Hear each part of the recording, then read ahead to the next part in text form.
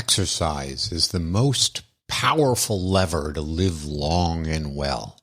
Recent studies show even more benefits for blood pressure, inflammation, sleep, and weight loss. New evidence helps us optimize when and how we exercise.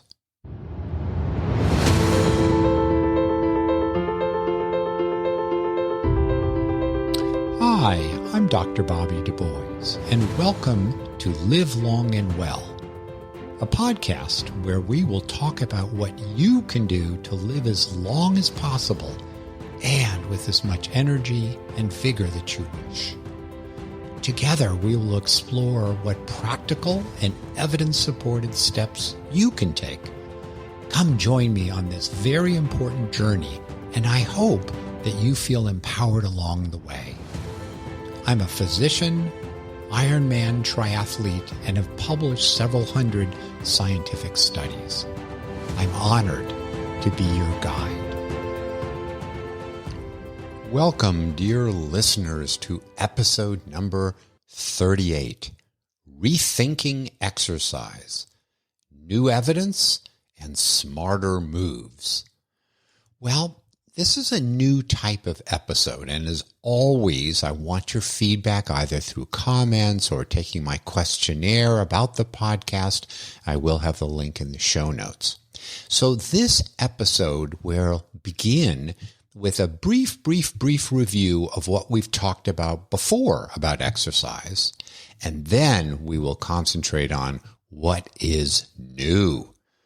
Well, why now? Well, your questionnaire answers and just feedback from listeners, you've requested more information about each of the 6 pillars: the exercise, the sleep, the nutrition, the mind-body harmony, the exposure to heat and cold, and social relationships. Now, it turns out just about every day, I get studies that come across my desk. I get various newsletters, table of contents of journals, and they're really interesting studies. And many of these fall into the 6 pillars. Some fall into other topics.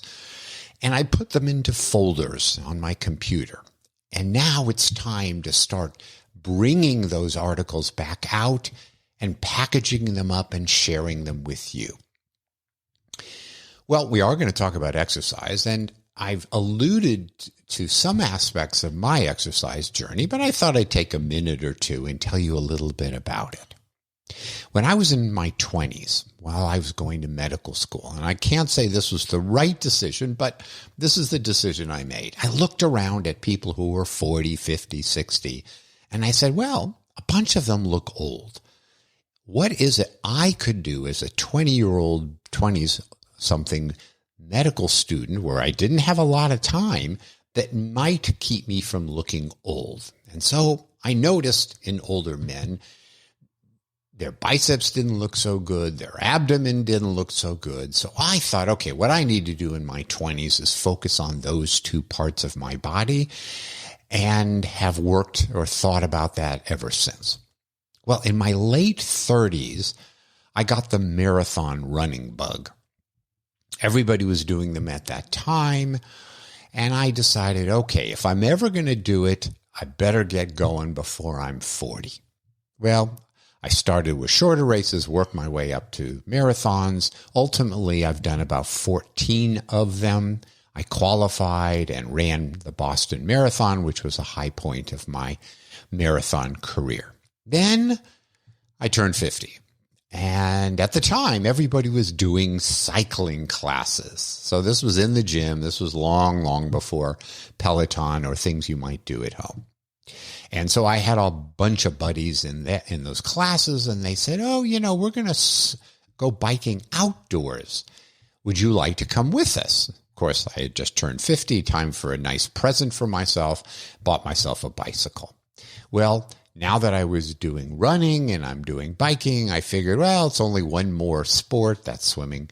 I'll start doing triathlons. And so I started triathlons, and I worked my way up to longer and longer distances, and ultimately to the full Ironman distance. Now, I've done about I've done 4 full Ironman triathlons and 13 or 14 half Ironmans. And that turns out to be about, for swimming, about 2.2 miles. Then you get on the bike for 112 miles. And then you run a full marathon, 26.2 miles. And that's called the full Ironman. Half Ironman, obviously, is half that distance. In November, I am scheduled to do another half Ironman here in Texas. And I'm trying to do one of these a year. So I'm trying to keep at it. Many of you have asked what's my exercise regimen, and I'll talk you through that at the end. I have an ask for you, my wonderful listeners. Can you share this podcast with other people? If each one of you shared it with 1, 2, or 3 people, or send it out to your distribution list to friends or colleagues, that would make a huge difference. Now, as you know, there are no advertisers. I get no financial benefit out of doing the podcast or the articles I write on my website, or the newsletter that goes out if you're on my newsletter. And again, if you want to sign up for any of those, just go to my website, drbobbylivelongandwell.com. But the more people who listen, more people can learn, and hopefully I can help more people. So please, if you're able to, please share the link. Okay, well, as I said, these episodes are going to have 2 parts to them. First, I'm going to review what we talked about before, and exercise was episode number 2. So it goes way back to the beginning, which is about a year ago. I've been doing this now for a bit over a year. As we talked about in that episode, and I've mentioned it many times since then, exercise is the single most powerful longevity lever. If you follow the aerobic guidelines, I'll get to those in a moment, exercise is associated with a 20 to 30% reduction in your risk of overall mortality, heart attack, stroke, cancer, and reductions as well in risk of dementia. And it's never too late. As I talked about in that episode, they did studies in 65-year-old to 85-year-olds, and they had substantial benefits. So even if you haven't had a life of exercise, please start now. We also talked in that episode about a full exercise program has 4 components. Yes, we talk a lot about the aerobic part, 150 to 300 minutes a week in zone 2, meaning you're exercising hard enough. So it's not that easy to talk. But second element, strength, once or twice a week is important.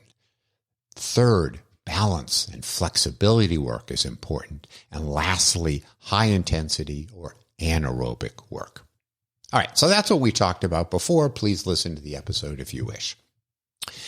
Now for the new stuff that crosses my desk almost daily. And I'd like to divide these into a couple of categories. Some of these are meta-analyses, meaning somebody went to the literature, said there's 10 studies, 20 studies, 50 studies in people, and they summarized it statistically. And that's a pretty good sort of state-of-the-art, what's the summary of the evidence tell us? So some of what I'll share is of that meta-analysis type. Others are sort of small studies, new studies, but tantalizing findings. So I can't say we have a definitive answer, but they're very fun and interesting, and I want to share them with you. Okay, I'll divide these new studies into 2 categories, just like with my original episode. First, what are the benefits of exercise? And there's new studies showing new benefits. As always, I will put links in the show notes, and if you want to read about them and click on links, just subscribe to my newsletter or read my articles. Both of those, again, are available at my website. Okay, what are some benefits that have come across my desk in new studies? First, exercise can help our blood pressure. There's a whole series of studies that we're seeing more and more. Now that people have smartwatches and Fitbits and Oura Rings, you can do studies in lots of people very, very quickly and easily. Well, in this study, 14,000 people wore a blood pressure monitor. Now, your normal smartwatch is not going to measure your blood pressure. This was something they added and people wore. And what they found, excitingly, is that more exercise was associated with a lower blood pressure. I do point out in this study, it wasn't just fast walking, it was actual exercise. And what they found is even with 15 or 20 minutes a day, there were significant changes in blood pressure. Now, these were not massive falls in blood pressure. It was a few points. On an individual level, that might or might not be enough to get your blood pressure under control. But on a population level, dropping your blood pressure 2-3 points is enough to reduce population level cardiovascular outcomes by 10 or 20%. So it's a big deal. Will it help you? By all means, give it a go. Do it in the N of 1 style and let me know what you find. All right, second benefit, exercise can improve our sleep.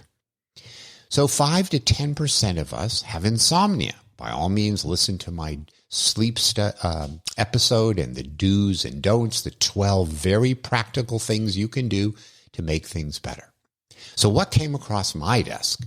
Well, it was a meta-analysis of 19 studies. And what they found is that people who exercised had improvements in objective measures of sleep and subjective measures of sleep. So things like people fall asleep and they wake up an hour, 2 hours later. That seemed to improve the waking up process. And sleep efficiency, meaning how much of the night were you actually in useful sleep. As I've talked about before, we look for a dose response. So these were observational studies, and so it's not the perfect evidence. But when you see more is better and even more is even better, that is a clue that maybe it's actually accurate. And they did find that more exercise was associated with even better improvement in sleep. So that's important to know. All right. Third, exercise can help with weight loss. Look, we eat and we probably eat faster and more than we can exercise, but that doesn't mean exercise can't help us. Now, this is a huge meta-analysis, 116 randomized controlled trials with about 7,000 people. And what they found is even people who exercise just 30 minutes a week lost weight, had some additional weight loss beyond whatever they were doing. And once again, we found a dose-response relationship. 30 minutes, some weight loss. 60 minutes, 120 minutes, so on and so forth, more weight loss, up until about 300 minutes a week, which is about 5 hours. And for each additional 30 minutes of exercise a week was about additional 1 pound during this duration of the study, not per week or per month, for the full duration of the study. Number 4, exercise appears to be associated with depression or the lack of exercise. Here was also a meta-analysis, a summary of 33 observational studies. Again, not a clinical trial, but a lot of people, about 96,000 adults. And what they found is that people who had higher step count during the day, that walked more, that was associated with fewer depressive symptoms. Now, for these people, it was about 5,000 to 7,000 steps at least for the benefit to be observed. Okay, let's take a step back here. This is always an issue. Is it a chicken or is it an egg problem? Just because we observe the relationship, it may not be that walking more reduces depression. It could be the other way around, that as people feel down and sad and depressed, they may not feel like going for a walk as often. So this is one of these findings which you could look at as, oh, I better get my steps in, it'll help my mood. Or maybe it's the other way around. Not that the walking's going to hurt us. Of course, it's wonderful for us. But just take this with a little bit of grain of salt. All of these studies, or many of the studies I've just mentioned, you're going to see more and more of them because so many people are wearing smartwatches and Fitbits, and that data is automatically, at times, uploaded to the cloud, and then researchers might be able to work with the data. So we're likely to see more and more studies like this. Here's an exciting one. Strength training. Now, this isn't aerobic training. This is strength training, lifting weights. Seems to reduce markers of inflammation. And I'll do a study in an episode on inflammation, but inflammation's been associated with all sorts of diseases, obvious ones like ulcerative colitis and others, but as well with heart attacks and cancer. And what this article was about was 19 clinical trials. So these were actually studies where people either did strength training or didn't. Folks were in their 60s or above. And what they found is one of the key markers, blood markers of inflammation that's often measured, CRP or C-reactive protein, fell when people did resistance training. Now, these studies didn't tell us that the diseases associated with inflammation went away or were reduced in risk, but the measure of inflammation in the blood went down with exercise. And maybe that will be associated with less disease or less severe disease. This article wasn't able to tell us that. And the last benefit, one I'm very excited about, and many of you, as you get older, will as well. Exercise may affect brain volume. So the hippocampus is a region of the brain, and it's associated with memory. And it tends to deteriorate, tends to shrink as we get older. Now, it shrinks whether we have dementia or we don't have dementia as we get older. So it does seem to be related to aging and maybe to loss of memory. Now, this wasn't a huge study, but it had 165 people, and they found that folks that had higher fitness levels, their hippocampus was bigger. And if they had higher fitness levels, their memory, their spatial memory was better. Now, every study has flaws. This one on brain has flaws, and all the other ones I just talked to you about. But when you step back and look at all of the articles, all of the studies, like in a court of law, there's what's called the preponderance of evidence, not beyond a reasonable doubt, but the preponderance of evidence. So for me, the preponderance of evidence, even though many studies are flawed, suggests that exercise has lots of benefits. Okay, maybe you're convinced. Either continue the exercise you're doing, or maybe you're going to do even more exercise. And I hope you are convinced. I would love that to be the case, because I really, really do believe it is our strongest lever to live long, meaning more years, but to live well, good years. Preview of coming attractions. I'm going to record my next episode about how many good years do we have left? Meaning, whatever age we are we going to live a lot longer? Just a little bit longer? Are we going to be very functional, or are we not? And can we predict that? Because that obviously could affect our life and how we think about our life and how we spend money and save money and everything else. Anyhow, no more on that right now. Okay, so if you're convinced exercise is good, then of course you want to maximize the benefit of that actual exercise and make a really good protocol for you. All right, so here's some studies. Again, these are not necessarily the answer, but they're intriguing And you can try many of them out yourself and see if they work for you. Listen to my episode on N of 1 studies if you want to get some more detail on how to do it. Here's one. Don't exercise too late in the day. That was the finding of a recent study that was published. Now we know, and I've just talked about it, that sleep helps insomnia. Exercise helps insomnia. So if we have problems with sleeping, getting exercise is a good thing.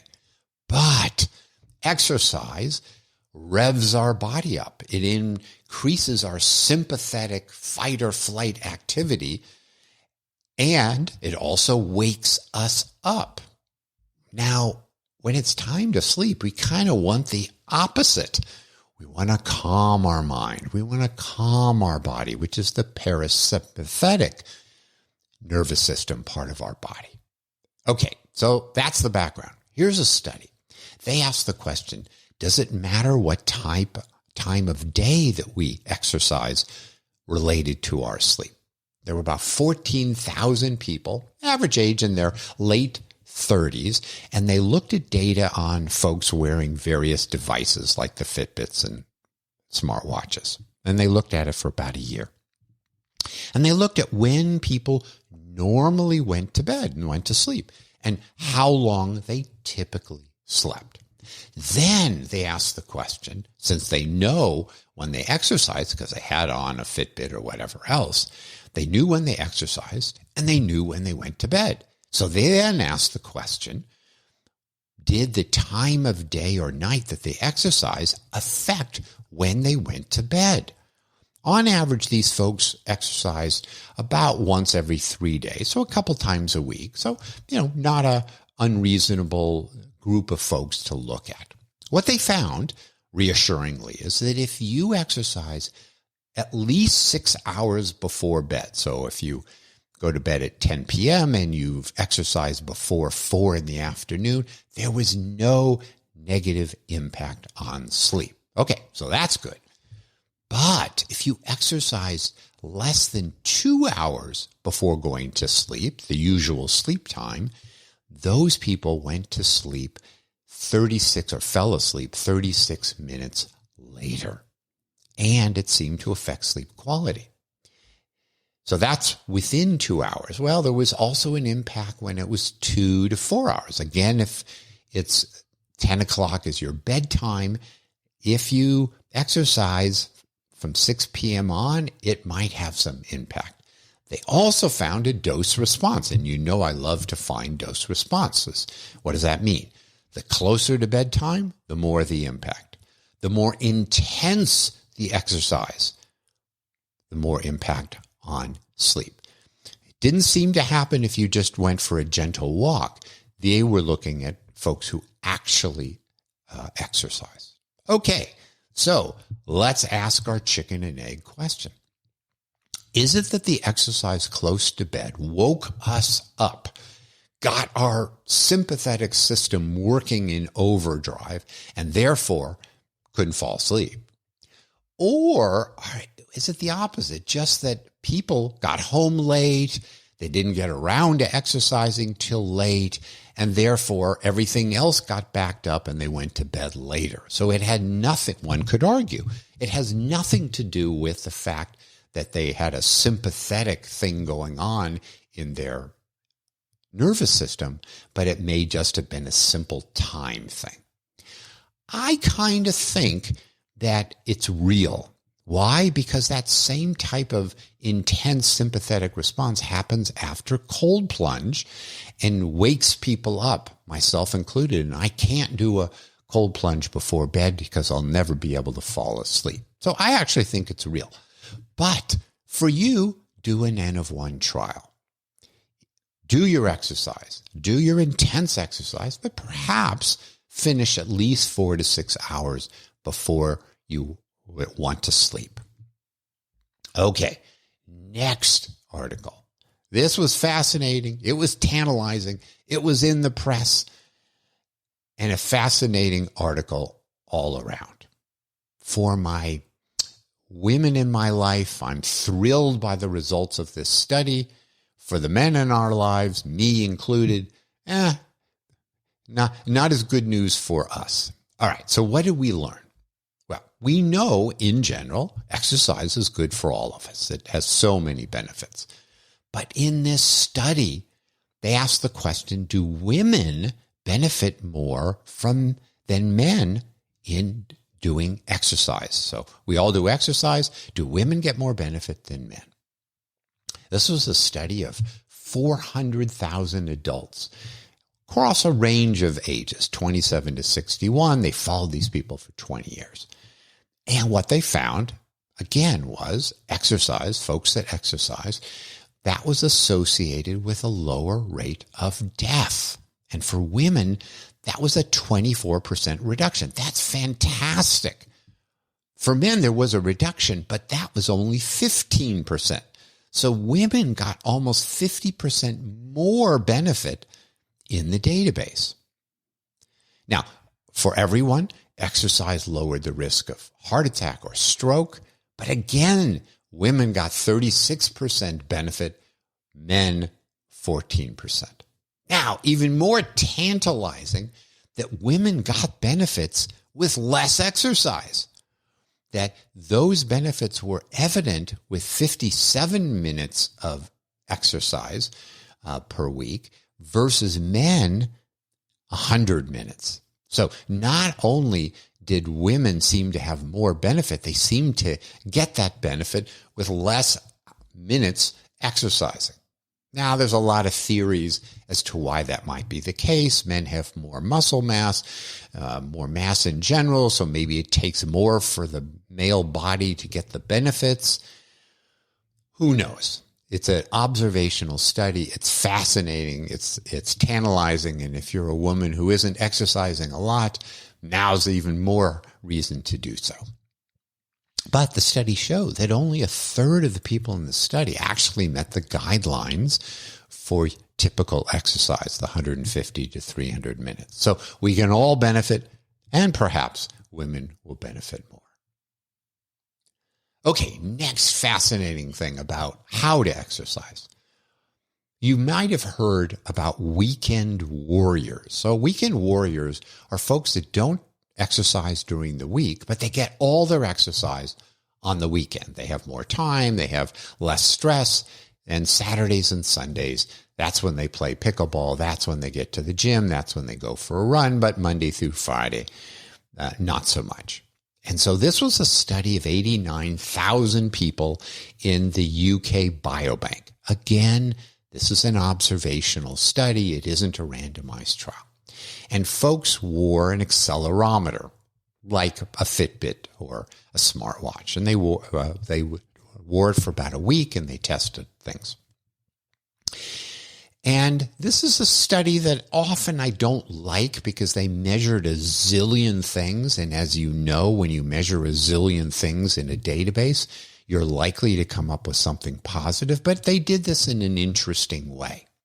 They looked at several hundred diseases, and they compared people who exercised with people who didn't exercise, and compared the weekend warrior type of exercisers versus those that exercised all week long. And they looked at things like hypertension, diabetes, obesity, and a bunch of other things. In these several hundred different diseases, there was no difference. The exercise was beneficial, whether it was all during the weekend as a weekend warrior or whether it was spaced out. So doing the exercise when you can is all that matters. So what's the tip here? Get the exercise when you can. We've talked before about, should I skip sleep to get to the gym? No, you can't make up your sleep, but you certainly can make up your exercise, and you could do it on the weekend. So that's wonderful. Okay, but what if you don't sleep? Well, there was an interesting study that compared folks. These were healthy runners, and they made them do a 10-kilometer time trial, meaning they put them on a treadmill and had them go as fast as possible, or maybe it was an outdoor time trial, I'm not exactly sure, 6.2 miles. And they measured how long did it take to complete that distance. And then they compared them when they had a normal amount of sleep, like 8 hours, versus a restricted sleep where they only gave them 3 hours. Not surprisingly, when they only had 3 hours to run that distance, took longer.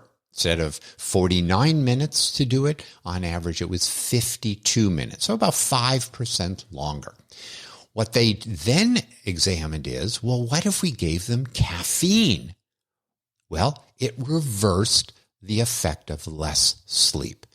Now, I'm not suggesting that you don't sleep and then you take caffeine for it, but what they found is that even if lack of sleep hurts you the next day in terms of exercise performance, caffeine appeared to reduce it in this small, but again, tantalizing study. Well, I want to finish off with one last study. And this is interesting. There's been a lot written about cold plunges and strength exercise. Should you do a cold plunge after you do a strength workout? Will it affect how your muscles repair and get bigger and stronger? Well, I don't know that I want to definitively answer the question with that, but they really did an interesting study. They took 12 men and they had them do a resistance strength exercise workout. Then they put one leg in cold water and one leg in normal water. And what did they find? They looked at their blood flow in the two legs. Not surprisingly, the blood flow was reduced in the cold leg. Cold leg, there's contraction, vasoconstriction, the blood vessels get smaller, and the blood flow, microvascular blood flow, is lower. That's not a surprise to me. What was a surprise is that lowered vascular change, the lower blood flow, is reduced for up to 3 hours. And they also found that amino acids, which build protein, there was less uptake in the muscles. I've talked in my prior episode about exposure to heat and cold, and I mentioned how the cold plunge, which might only be 3 minutes, the impact goes on for hours and hours in terms of how you feel.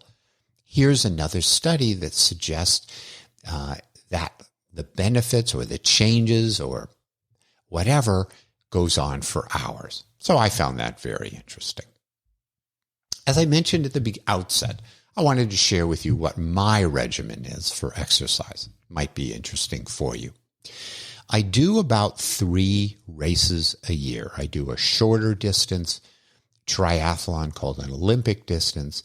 I do a swim run race every year with my brother. It's a fun thing where you do a series of run, then swim, then run, then swim, and you're generally going from island to island. So you run across an island, jump in the water, swim to the next island, get out, run across that island, jump in the water, and do that again. So that's something I train for once a year. And then I do an Ironman distance, or this year it'll be a half Ironman distance once a year. So how do I get ready? And it varies during the time of year and whether it's a shorter race I'm getting ready for or not. But in general, I try to swim 1 day a week. I do a long bike and followed by a run. So you get off the bike, immediately run. Sometimes the year that's about a 2.5 hour session. Sometimes it's more like 3 or 4 hours. Again, it depends upon what I'm doing that time of year. I try to do an indoor bike once a week. I do a strength session, as I've talked about. I have a trainer that comes once a week because I won't do it by myself. And then I try to do a speed run on the treadmill, short intervals, once a week. So it's about typically 5 or 6 hours of exercise a week. It can be more, it can be less. All right, let's wrap up. Exercise has so many benefits. Please do it. Do it when you can during the week. As we learn, the weekend warrior does fine. You can do it in short bursts. It doesn't have to be an hour at a time. You can do 5 or 10 minutes if that's all you have at that moment. It is the single best way to live long and to live well. And I want that, both of those characteristics for you. And if you have a chance, please share the podcast with others. Until next time, take care, have some fun exercising, and then, of course, live long and well. Thanks so much for listening to Live Long and Well with Dr. Bobby. If you like this episode, please provide a review on Apple or Spotify or wherever you listen. If you want to continue this journey or want to receive my newsletter on practical and scientific ways to improve your health and longevity, please visit me at drbobbylivellongandwell.com. That's doctor as in DR, Bobby, livelongandwell.com.